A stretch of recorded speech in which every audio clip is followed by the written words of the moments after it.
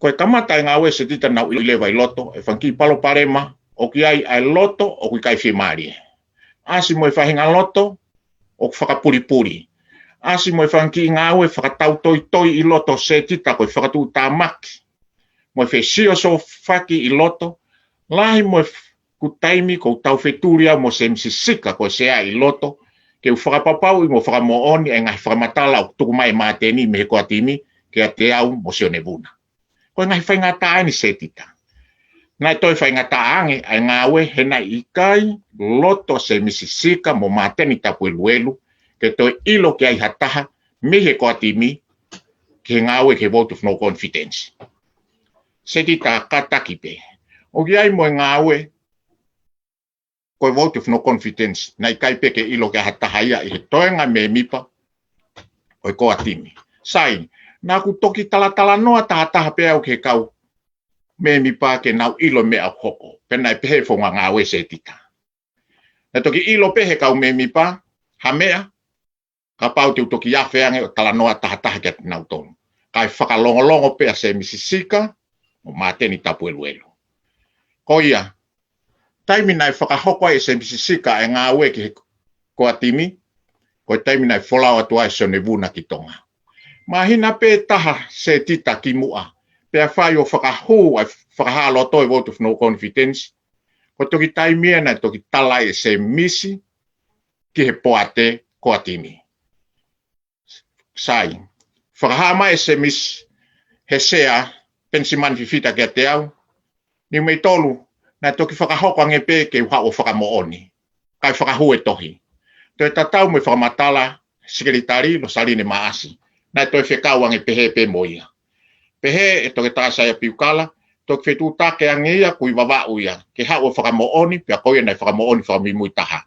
Tatau me whakamatala a vei vosa taka. Koi mea tatau pe se tita.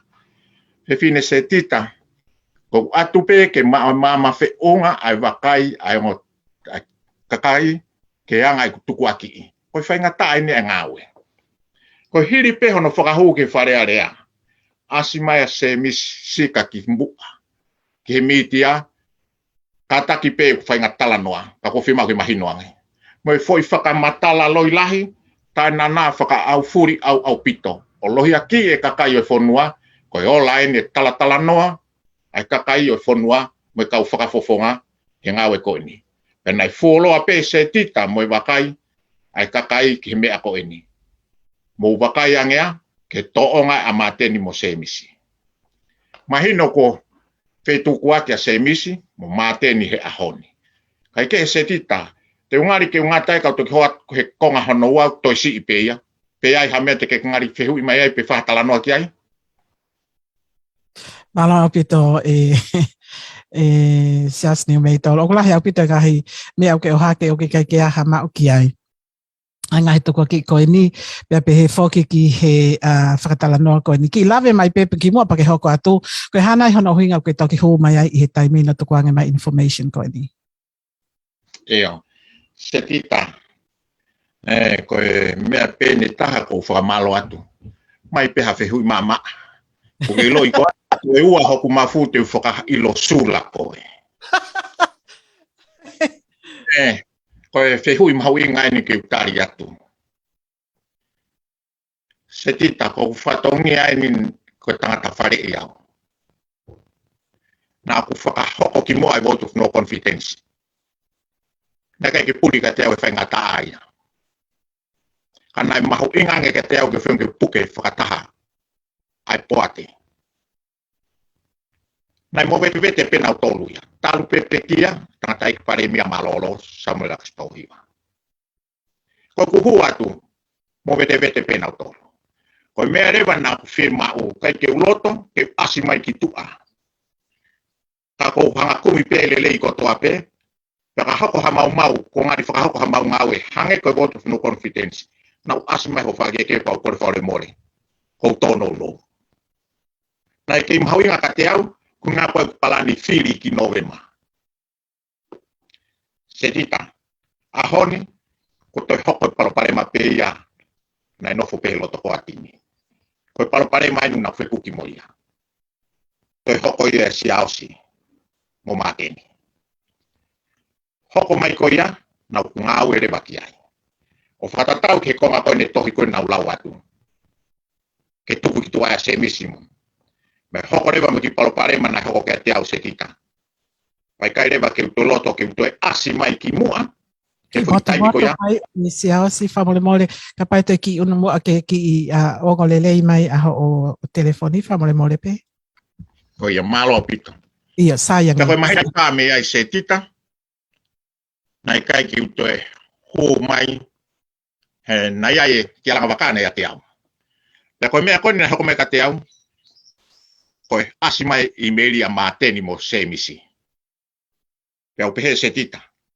O mai pehe me aia ai mea totonu mohono taimi. Pau pehe koe foi pulu totonu pe. Pe koe taimi totonu pe ia ke u asi mai se tita. Heu kai ko au, koe u whakamalohi a mateni mo se misi. Ka ko au nau tukwaki a mateni mo se misi. O na tono no. Pe ko nau apenu nau mai ki tua. Pau pehe ke hu mai ai pehe ke mau whailoaki. Ko ia pe kou taria se tita. Malo. Hoka te koe e se hasi ni tau.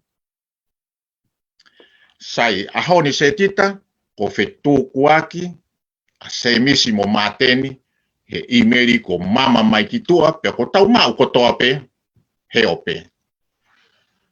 Tukaki e se misi, ko mateni, lahi eneri a ke whakataha, pe mauhala i pe ke ni mai mea totonu. Ko manatu ai se tita, lotonga i mau ngawe, na whakahoko mai mateni, e whai e whakataha. Pe au whakahu atu e kungahi whotu u se tita. Ke he koa timi, ke whahau e mateni ke skeritari. Whiwa he whakango, kai toi whok maa mateni ka te au, pau tā atu ka mateni. Ko ha mea hoko ke whakataha. Ko tari ena mateni se tita. Whiu mautoro he tatari ka se misi, tolo i pe whakataha ia. Ko whakataha ne tolu mo tolo i hoko pe se misi, kai ke lawa whakataha. Ko whehu i atu, ko hano hinga mateni, tari a mateni. Aria tokanga ke apuluriki, pe ko ku whehu i eni. Ko whe mea ku mahuinga, ko tau ngā hoi po koe apuluriki, kai toi tari mai mateni. Kuna tatau pe kai ke lawa whakamau i na toonga. Na toi hoko e paloparema, ia mateni, ko ne ohofia si ausi.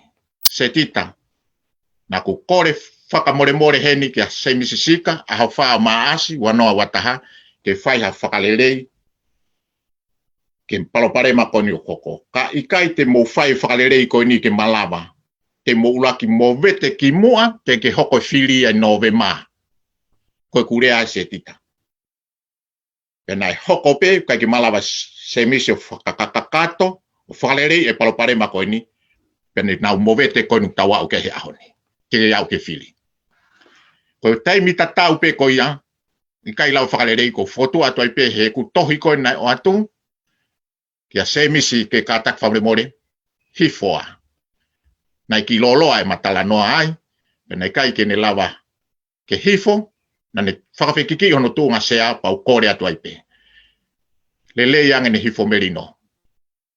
Ka taunga onu, ka ua longoa e kakai, ka nai kai pe malawa ia he ku kore, waka hoka ture waini e ku ngawe ko tohi ke koa timi, pene mau talatala noa rewa ke whakahoko ngawe ko ia setita. Ko ia ngai e tuku au mai ngawe setita mono whai ngataa, pe whakamahino ai. Ka kou lawe ata setita ke mea ko eni.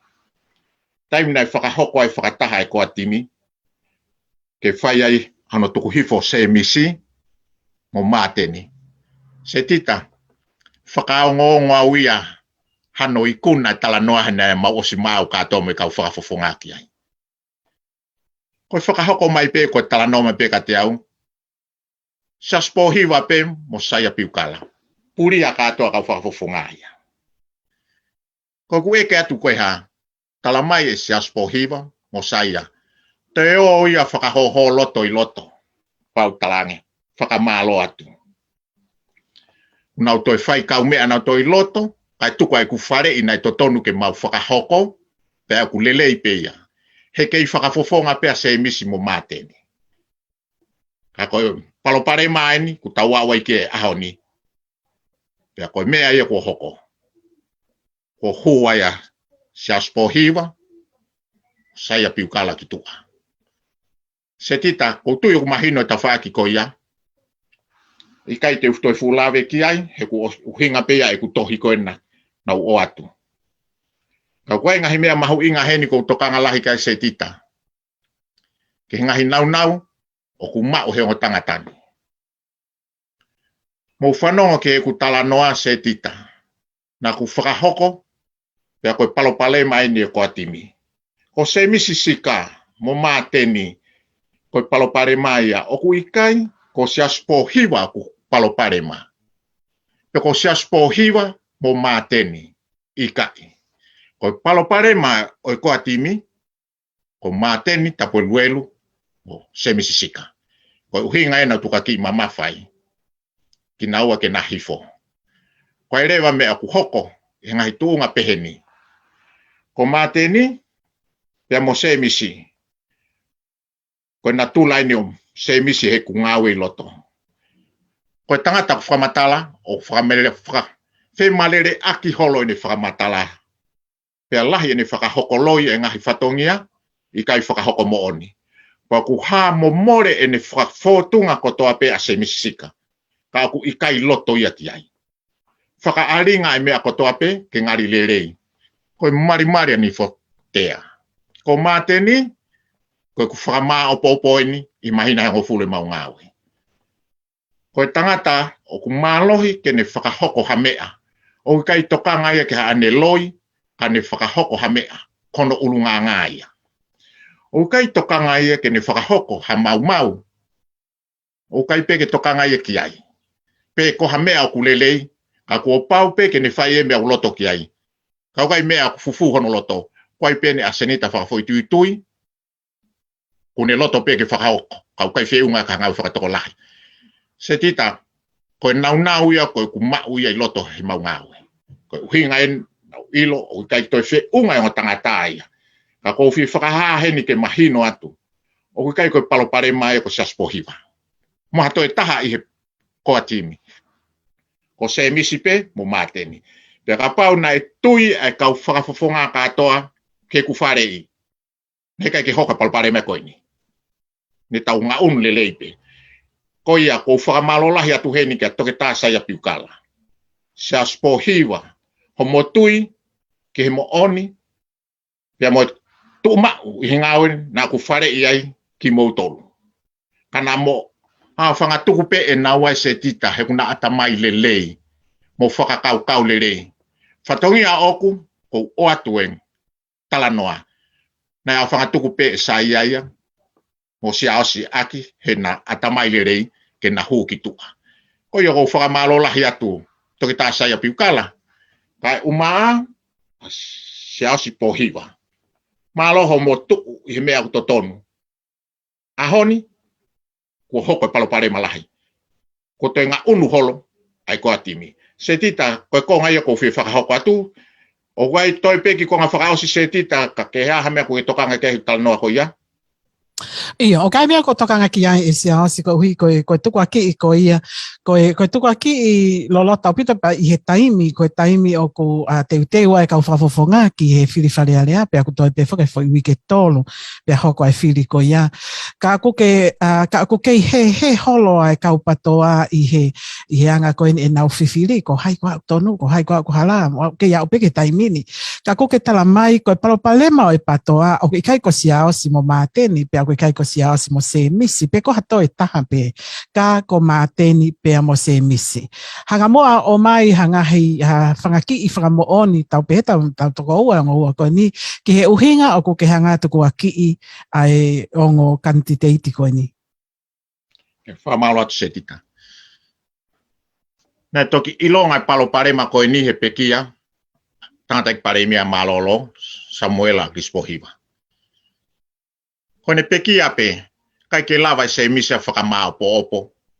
Pena kai ke ne lava whakotua palani ngā aue. Koe talanoa ko tau kai palani ngā aue. Loi katoa ni se tita. Okay. Kai ha palani ngā aue. Utanoa ni nau iloto. Talamai koe moni. Da toi whakamoni pekia i he ku whaire talanoa mo māteni. Whakamoni ka si aosi.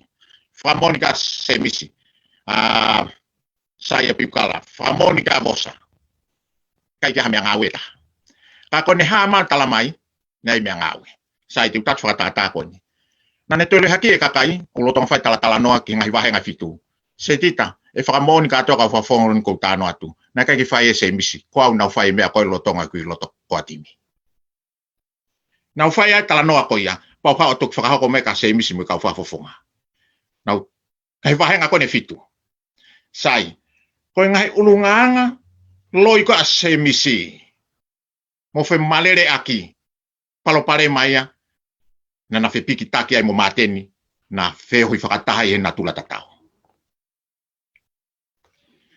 Sai, ulaki ua, na toe tatau he mea koni se tita, koe nofo sio he mawhai. Na osi wakai katoa kau whafofonga, hala ke hatahai e teni puaki mai whimai mawhai. He nau whakotutu se tita nau, hiri pe mea koe vote of no confidence, na li riu tō tolu e se tita. Nau whakotu pare mea vuna, toko na se misi. Toi li riu pe e vuna. Toko mai toko taha kehe ke pare mea, toko ni pea se misi ka, le toki lea a vuna ka te au. Se au si tuwai pe au, he kou mhama aki. Fe unga pe au, he koe ku whei lau lau, ke hoko pe koe whafonga, kai tuko e toki whai tutuni pe ai otua. Koe liriu i hanoua. Liriu hono tolu, whai mai e mei tonga, hoko e palo pare maa. Sai, ngā unu mai rewa as mateni, lau ngā mai ka te au. O koe ke whie mari e ke timi koe ko whotu, ke nau whai a tala noa. Kau pe atu, koe hai timi ko ia.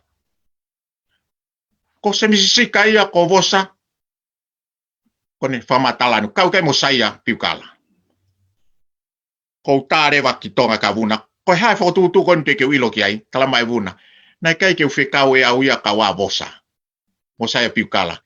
Nā ku whotu pekas se misi koe sea, ko ia ku taki.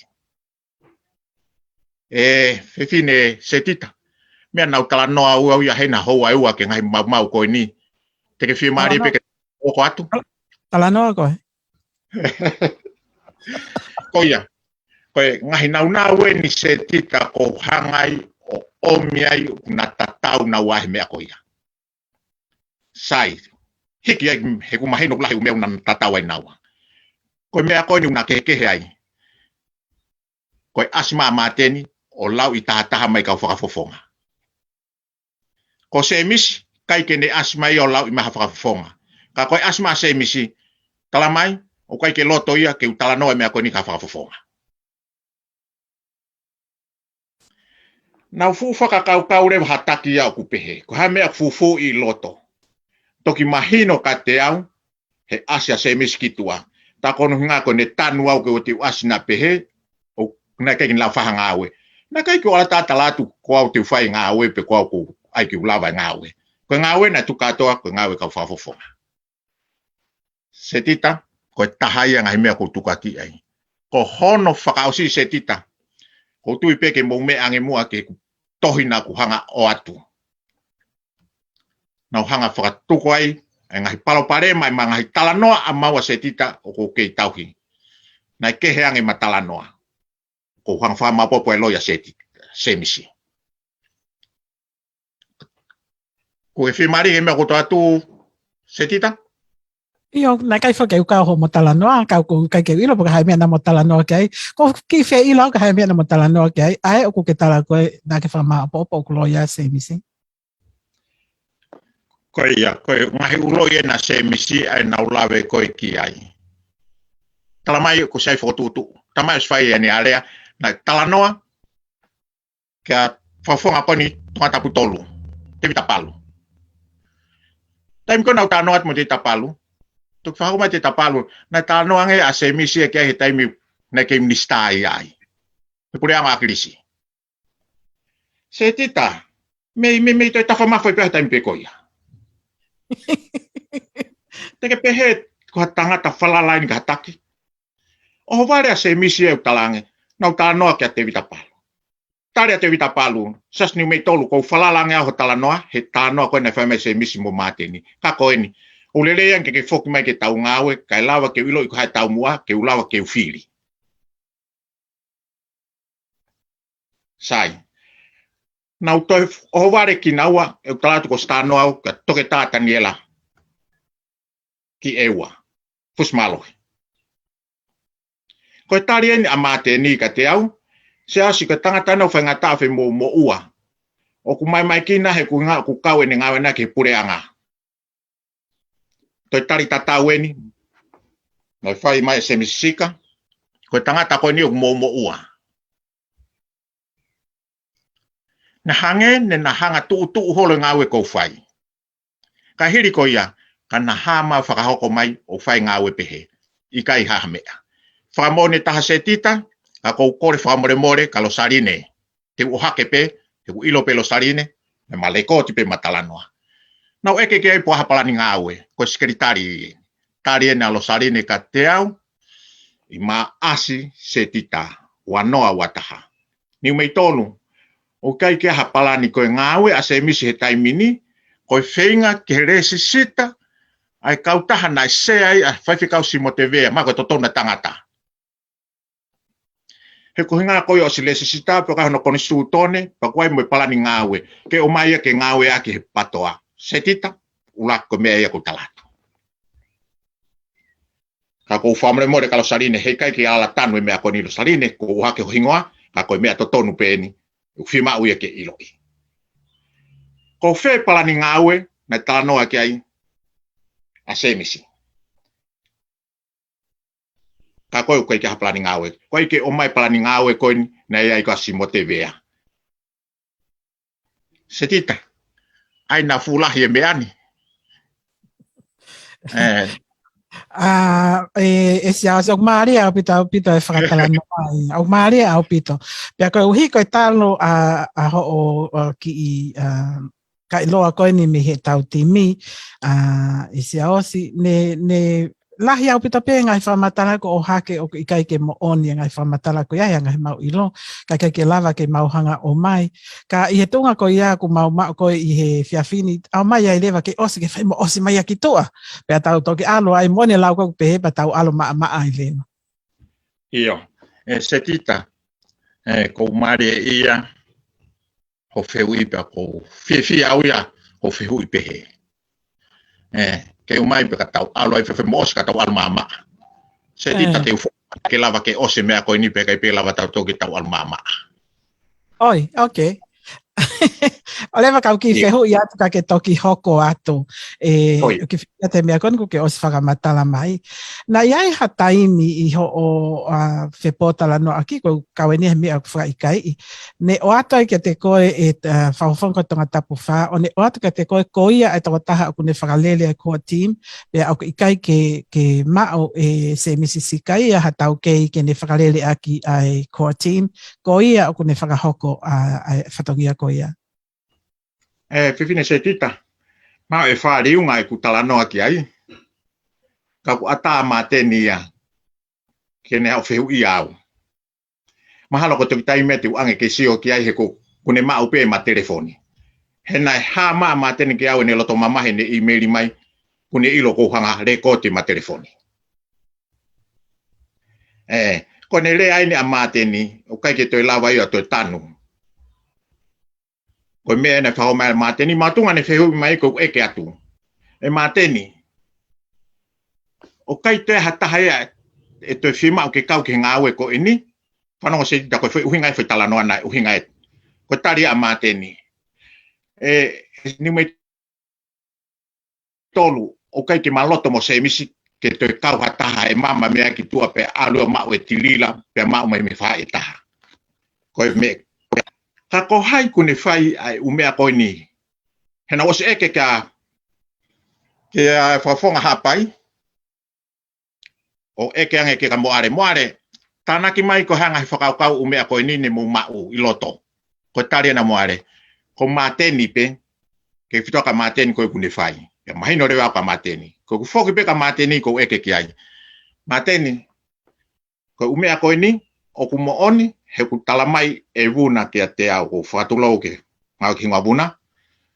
Ko ki tamasi, wiri tai unua koe. Pea kokoi kuke. O mai unga e koini, pea kumahino ia hok, taimi ngā we kuke, mi whai ngā we ai poate, patoa. Ko tari rewa mā te nika te aho. Tangata ni mei tonu, mo oni a vuna ilo ilo i pe ai vuna. Ho au ko whai ngā we me. O kai ke lava e se misi mato e taha. O whai ngā we. Ko ngā we konu tau whai. Ka pau te upuke, he kai ke lava taha te whai kai ke lava e se misi whakako ngā we, mo whakalere ai patoa. Nahi utanoa ia. Ko whanau peke whanau lere mama teni. Ko tala noa ai ni. Ko ne ospe ko ia, nau whakahoko katoa ke kau whakafofonga.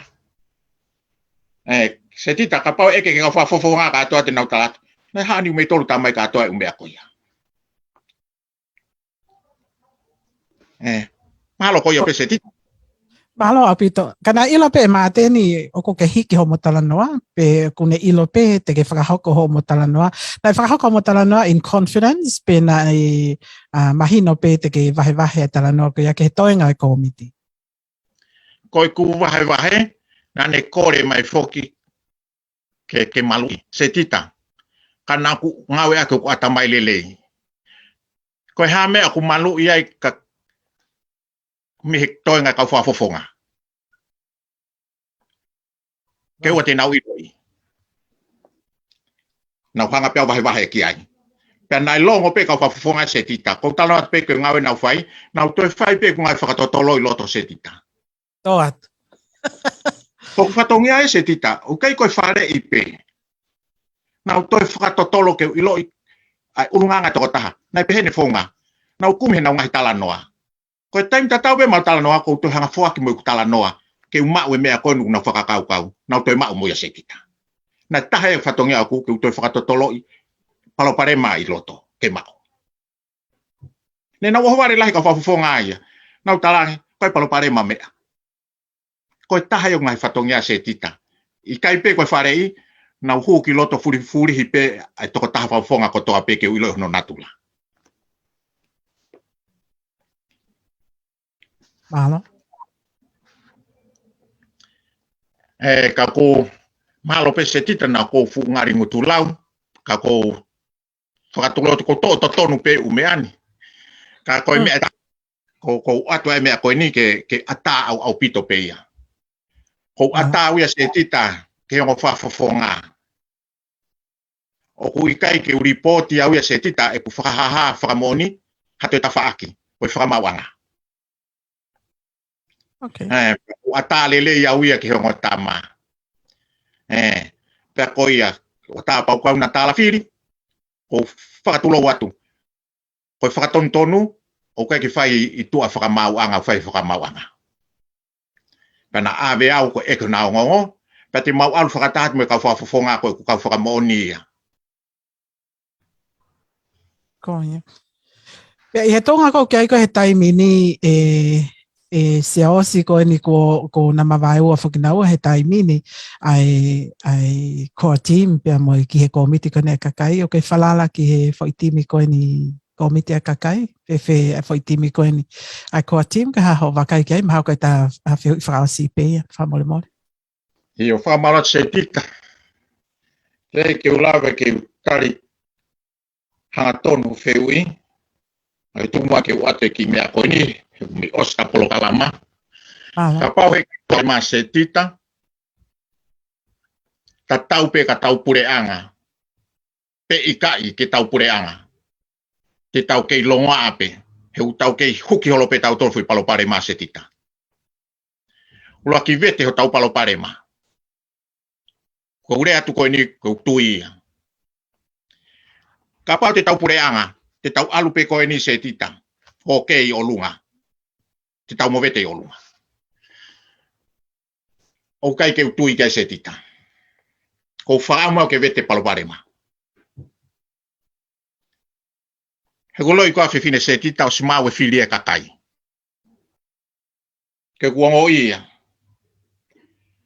Ka koe mea kou whakahahe ahoni. Ka takia se misisika o māteni. Tau pelula. Tau whoke he ahoni se tita. ke tau foki ke poate kakai. Koe poate o koutu iki ai, pa koe poate o whakapoto. Ne o ke hao ia se tita. O kulahi au pito ai whankimea ke whakarerei. O ilo pe kai siaos, hena whakumi toko ni mai ka te au. Pau hoka whengataka te au. Ilo piweni na fotu atu ngahi umea. Ka ko e kutui, ko tonu taha e ngā unu ko eni. O ta wai ke tuunga ko eni, se tita kou fie au ia. Pea kulele iange, ai ngā unu ko eni ai poate. Ka ko ianga e kufaka amu se tita. Ke tau whakataha pea mua, ke hafoi timi e taha. Ke tau ngāu e whakataha. Pea ngai e kuwakai ke se tita. Ka ko kore whakamore lahi au ia he mea ko eni.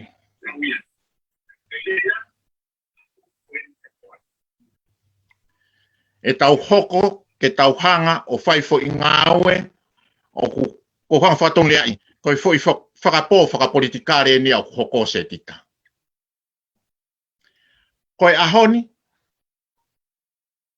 o kai ke whakatongai he kakai pia ku pūria he poate kakai. Mo patoa.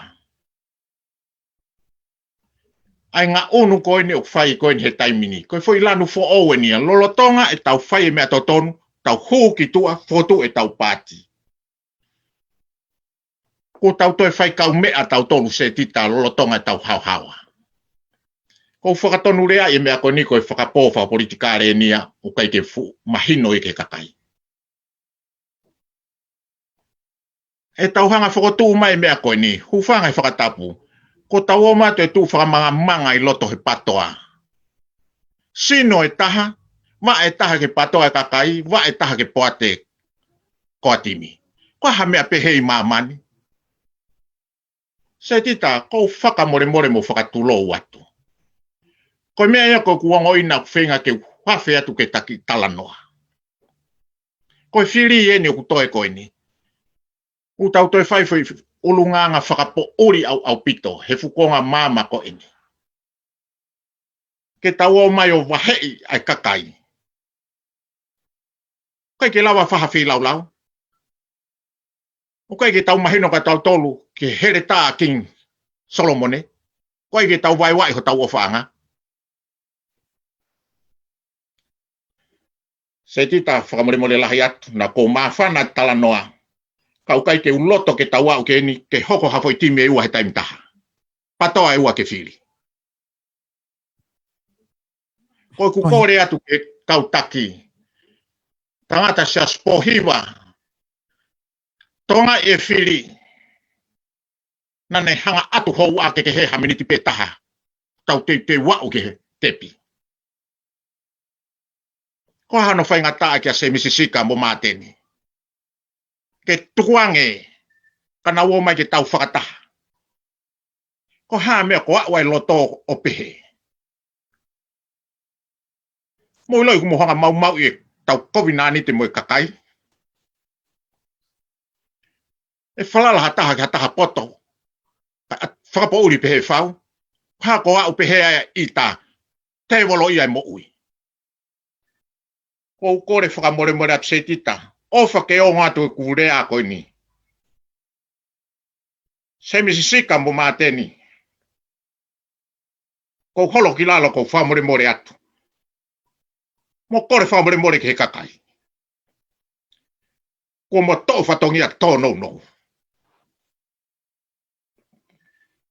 Katuko ke mau he kakai. E whamore. He mo mai o toki. Tō saluni me o lunga. E toki se lue holo e kakai. Whaka ofa e kakai. Tau pelula. Hei kai toi lawa li liwe mea koe ni kua hokopia ko toi historia pato ai mau ko tau whai. Whanau mai se misi mos maten tau elu. Koe whakamore, koe kaluse whai, koe whakatomala, tari ko tau halaia. Tau whoki ke patoa petaha. Na fai ko tau hange ko whamau aka pulu. Ma hanga taha fitu me taha walu. Kai sino peta. Kaha mea pehe. Oa te mohanga fusi holo kakai ke pehe. Se tita, whaka mole lahi. Ko ku whaka ospena kuia hapolo kalama. Kako atu pe hoku reo.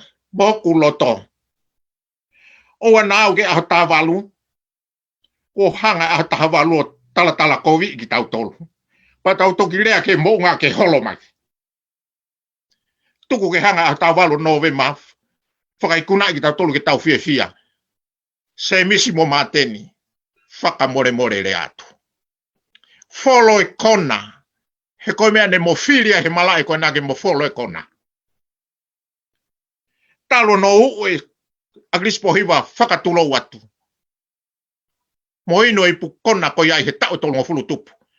Ke gai ke aho ua ku mo whakawhisi he ahoni tupe e kakai. Mo foki mai ke he patoa pētaha. Se tita, kou kore atu ka whatai helu. Mo whi whaka more akia. Ka koe ku whotu atu eni. Ko hai ko risi he patoa e kakai. Fie maare. Ka ku risi ai se misi, ho hingoa, o te ke te ui hao pāti se misi. Ko hai pe ko ui he whai aki ia. Kau kai ke ui ai koe māteni. Kau kai ke ui ai koe wosa, fie maare. Fili fie maare pe koe wosa. Koe ku whare i pe ia. Koe mea rere i pe ia ko mau he taimini he toi ki ui ke tolu koe ni. Mo fili fie maare. He loi koa koe ikuna, o swai ikuna ia. Ko koe te ke mau i ikuna. Mo foki o ai ke ua e pāti o ku fili patoa. Foki ko atimi, mo foki ke kakai. Tukuange e ngahi whakapona na hoko ai tō ke. Mo foki mai ki tau ngau e whakataha. Ko hai pe ko risi se tita. Whaiak pesi kakai koe he ko tōmui, he koe mau, koe tau ngau e. Koe mea pea se tita ko whelawe atu ki ai. Pea ka pau te aha mea te ke lawe mai ki ai, kau toki whakaosi atu, e whakawofa. O whamalo atu pēo kia te koe e siao sini o mei tolu i he whainga maari e koni ko ke hanga o mai. Ke o mai ai ngahi mo ni i mea na e tatanu pea na i kai ke asiki o longa. Ko ke lava mai o ke whakatonu ai mata i whika pa ke whakatonu ngahi talanoa ave o tau mahino i kakato i he whiawhini. Te wato pēki i taimi koni o kutoe kia te koe kia toi mea o ko ke whakakaukau o kutoe ke hanga o mai pa ke o mai ia ke osai pia e tau polo kalama. Malo a pita sias. Whiwhine se tita ko whakamalo lahi atu. Ko whakamore lahi atu. Ki tonga kotoa pe. Me anga hoku reko. Ine whetoa ki hange hakau pe au. Ka koe hulutu a pe ia mamahisi tika. Me kai ke loto. Ke hoko te ua e patoa. Whaingo fua pe. Koe tau holo ki lalo kari ku whamore. Ka kou whamalo lahi atu. Kia patoa. Taha patoa kotoa pe ku whamalo lahi atu. Whamalo atu mua se tita ko ku kau ngā whanonga i Nusilani. Ke patoa Nusila. Patoa international. Whamore kai te utoi lau hingoa. Whakamalo lahi atu tō whatongia. Ia whakamalo lahi ho mou tariangi. Ia mou ilo e mea totonu. O kai ko au nau hanga kouna ki mou tolu. Hane mou sio peo mama iloi. Nā tau ngā ufa e tau tui tatau. Whakamalo lahi atu se tita. Malo tō whatongia. Whakamalo atu ko kau whewhine. Malo e matua ke whaingata. Ia malo ai lue he hui a halanga wha politikare. Mo e tonga kotoa whakaongo mai. Kou holo ki lalo kou whafoki atu. Nata se misi sika mo mateni tapo e luelu. Na ko owa haku kalanga he ngā luope. Ko e hulu tua pe mamahi. Mata ki e tau ngāwe. ko whamore atu. Toko ke ha whei kaulalo ho tau otua, kene mana tua e tau ngawe. Pea o ana tau whai ha mea kuhala, tau turi ke mea whai to tonu se tita. Koe ku nai pe ia, mo ku ofa atu ke tonga kotoa pe, malo se tita. Whamahalo a tēne ki a Seos Niu Mei Tolu, i ngai whamatala mahu inga, pia moe koloa koia ko ne tuku mai, ke tau mahi noi, ai mea koe mo oni, i he anga koia oi ngāwe, ko ngahi, ko ngā lahi whakatala noa koe ni, ne iai pe mau a lawe ino ki ai, ki ngai ko ngā si pe, ka na ikai ke maure, hau kai koe mau ngāwe, ko ngāwe i a Seos Niu Mei Tolu. Pia ko whamahalo a Seosi, i he whainga maari e koe ni ko ke tuku mai a, ai mea koia, nai tuku, na mau ke i tatari atu ki ai ngahi mahina koe ni. Kai ke he mau whamalo atu pau mau ofa atu ki a te koe e Seosi. Whatawang ke tāpe ki nai pe koe e otua i ngā aue pia mei he toa pui koe ni e taha. Kai ke ofa atu e Seosi. Ofa atu se tita.